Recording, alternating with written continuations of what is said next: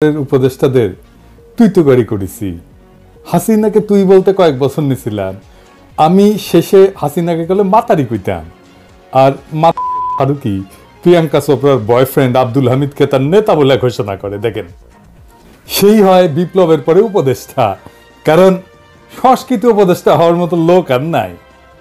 আবার দেখেন মাহফুজ, ওই যে প্রধান উপদেষ্টা বিশেষ সহকারী ছিল না, ওই আবার সারিন্দা বাজাইছে ফারুকির হইয়া, সার্টিফিকেট দিছে। মনে হয় ফারুকিরা ওই ঢুকাইছে, তাছাড়া সার্টিফিকেট দিতে আগে আসে গে। যাই হোক, আসেন একজন তরুণ আন্দোলনের মাঠের কর্মীর গান শুনি। আমি মুসলমানের মেয়ে, উঠি আজানের সুরে গে বলি থাক ইসলাম থাক, এটা মুসলমানের ডাক। যদি শয়তানেরাও থাকে, লড়ে পরাজিত করি তাকে, তবু তার অধিকারে রাখি, আমি তারও তো বিপদে থাকি, তাকে মানুষ বলে ডাকি। ছায়ান আমাদের গান গায়ে উদ্দীপ্ত করে নাই শুধু, সে মাঠেও ছিল। সে এমন কোনো লড়াই নাই যেটা ছিল না। সে সংস্কৃতি বেঁচে খায় না। ছায়ানের মতো দর্শনের পাঠ খুব অল্প মানুষের আছে। আমি তাকে ব্যক্তিগতভাবে চিনি, আমার ব্যক্তিগতভাবে বন্ধু মানুষ। বাংলাদেশে তাই সে ছায়ান হইয়া উঠতে পারছে। তার স্টুডিওতে দেখেন ফিলিস্তিনের পতাকা ঝুলে। ছায়ান সংস্কৃতি উপদেষ্টা হইলে কি খারাপ হইতো? আর একজন দেখেন, এই যে শহীদুল আলম, তার অবদান কি লড়াই কম? জেলে গেছে, নির্যাতিত হয়েছে, কখনো মুখ বন্ধ করে নাই। তার ভয়েস সারা দুনিয়ায় শুনছে। তার প্রতিষ্ঠিত দৃক গ্যালারি সারা দুনিয়ায় পরিচিত। বাংলাদেশের ফটোগ্রাফিতে তিনি এক হাতে অনন্য উচ্চতায় নিয়ে গেছেন। দুর্দান্ত ইংরেজি বলেন। সারা দুনিয়ায় ওনার বন্ধুরা, হিউম্যান রাইটসে বলেন, আর্ট কালচারে বলেন, পলিটিক্সে বলেন, আমি দেখছি তাদের অনেককেই। দেখেন এই সেই অরুন্ধতী রায়ের সাথে আমাদের আর্ট কালচারের লোকদের যোগাযোগ নাই, কিন্তু উনার আছে।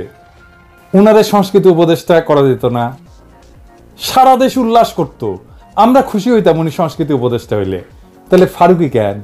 নিশ্চয়ই কোনো বিশেষ কারণ আছে, বিশেষ উদ্দেশ্য আছে। উদ্দেশ্য হইতেছে মুজিব প্রেমীরে দিয়া ইন্ডিয়ান কালচারাল হেজিমনি আর আওয়ামী নটনটিদের পুনর্বাসন করা। আর মাহফুজ ওরা সার্টিফিকেট দিতেছে। এরা জায়গা দিবেন না। এটা জনতার সাথে, বিপ্লবের সাথে, শহীদদের জীবনের সাথে বিশ্বাসঘাতকতা। ওর জান কালা কালা করে দিবেন। এদের যেন প্রত্যেক দিন কাটে ভীতির মধ্যে। যেটি দেখবেন পচা ডিম মারবেন। মোস্তফা সারোয়ার ফারুকিরে পচা ডিম কেমনি চিন্তা হয় জানেন তো? পানির ডুবাবেন ডিম, যেটা ভাসপি সেটা ডিমগুলো পচা। কম দামে পচা ডিম বিক্রি করে মুদির দোকানগুলায়। পচা টমেটো হইলেও চলবি, কাজে লেগে যান। ওর উপদেশটাকে হান্দাই দিব আমরা। দুনিয়ার পচা ডিম, পচা টমেটো পলিটিশিয়ানদের মারা যায়, কোনো অপরাধ নাই। কেউ কইতে পারবে না যে পচা ডিম মারিস, এটা খারাপ কাম করিস, কেউ কইতে পারবে না, এমনকি ওয়েস্টেও না। আরে আমাদের দেশে তো মেকরে দিছিল থাপ্পড় প্রেসিডেন্ট রে, 3 মাসের জেল খাটছে। পলিটিশিয়ানদের পচা ডিম, পচা টমেটো মারা যায়, মারবেন। প্রফেসর ইউনূস আপনারে বলি, আপনি যে ভালচিনগুলোরে নিতেছেন তাদের একটা কাজ দেখায়, এটা কেমন কেমন সেটা দেখেন। কার রিকমেন্ডেশনে নিচ্ছেন এই সমস্ত আমি জানি না, কিন্তু এগুলো ক্যাঙ্কা মানুষ, ক্যাঙ্কা ভাল শুনে এটা দেখেন। এই যে দেখেন 2024-2025 আয়কর নির্দেশিকা, মানে সবাই যে ইনকাম ট্যাক্স দিবি সেটার একটা আইন। এর মুখবন্ধে লিখিছে আভ্যন্তরীণ সম্পদ বিভাগের সচিব FCMA। যেগুলো ডিগ্রি লাগায় না সেগুলো হয় অথবা হীনমন্যতায় ভুগে, সেজন্য ডিগ্রি লাগায়। কখনো ডিগ্রি লাগাবেন না, নামের সাথে ডিগ্রি থাকে না মানুষের, অন্য জিনিস। ওই মেলা কিছু লিখিছে, বৈষম্য, ন্যায় বিচার, কয়বার বৈষম্য মুক্ত লিখিছে দেখান এডিটর সাহেব, দেখেন কয়বার লিখিছে, কয় তারিখ লিখিচ্ছে দেখেন তো, 22 আগস্ট 2024 সালে। সেই কলে করছে প্রত্যেক বছর প্রয়োজনীয় সংশোধন করে থাকে এটা সাহেব, ওই জায়গাটা দেখান তো। তার মানে এবারও সংশোধন করেছে, তাই না? হ্যাঁ, খুব ভালো কথা। আসেন 58 পৃষ্ঠায় দেখি, মানে কাদের কাদের ট্যাক্স রেয়াত দেওয়া যাবে, মানে কাদের ট্যাক্স কম দিলেও চলবে। কিছু কাজ করলে সরকার, কিছু যদি ভালো কাজ করে না, ওরা বলে দেয় এই কাজ করলে আপনার কাছ থেকে ট্যাক্স করলে কম নিমু। যেমন ধরেন মুখের কথা তো ট্যাক্সও লাগে না, তাই না? অঙ্কে আর কি, কোথাও যদি দেয় একটা অনুদান দেয় তাহলে ট্যাক্স কম নেয়।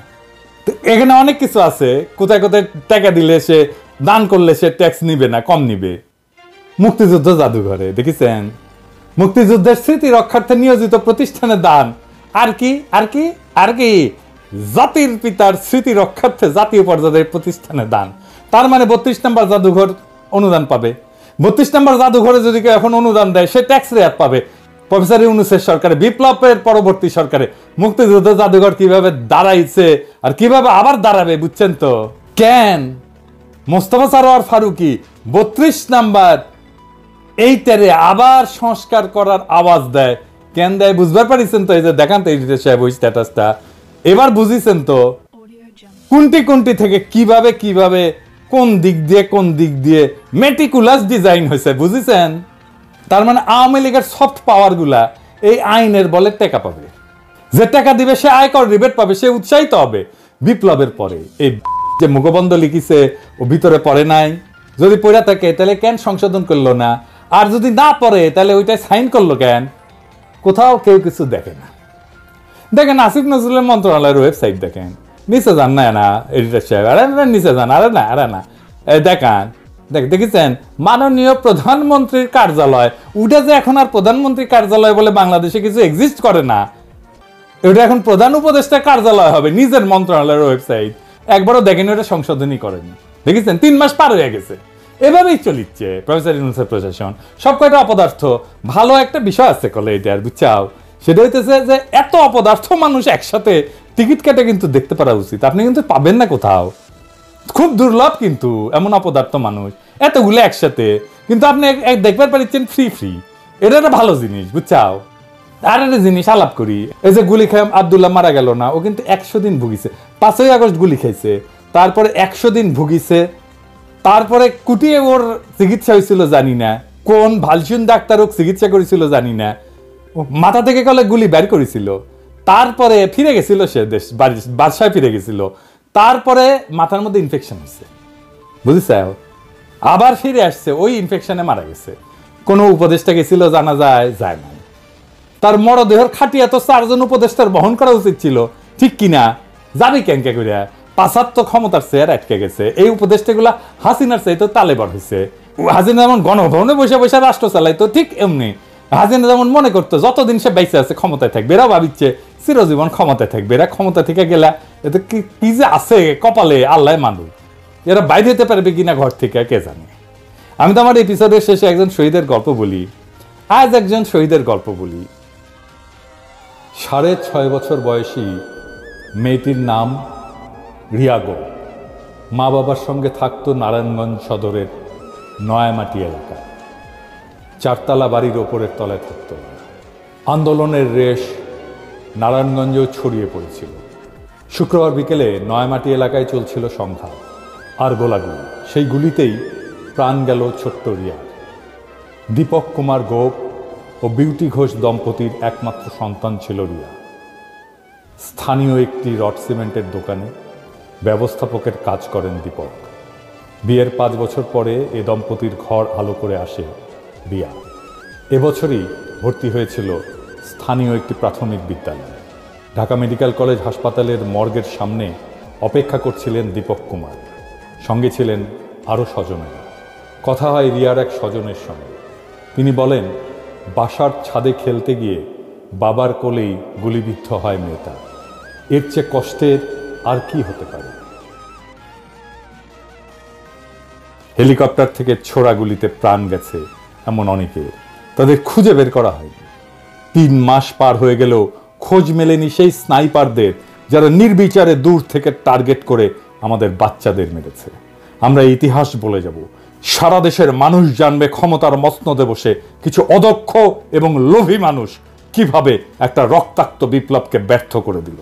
তবু আমরা জ্বালিয়ে রাখবো আশা, হয়তো আবার একদিন জেগে উঠবে পুরো দেশ। আমরা অসমাপ্ত বিপ্লবকে সম্পন্ন করব, দেশের মানুষকে সাথে নিয়ে রাষ্ট্রের মালিকানা তুলে দেব দরিদ্র নিম্নবিত্তের হাতে। আমি আমার এই স্বপ্ন কখনো লুকাই না।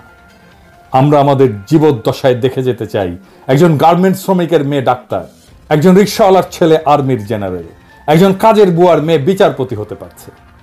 আমরা ভারতের সাথে চোখে চোখ রেখে বুক চিতায় কথা বলতে পারতেছি। জুলাই আগস্ট আমাদের স্বপ্নকে আকাশে উঠাইছে, আমি ওইখান থেকে নামবো না।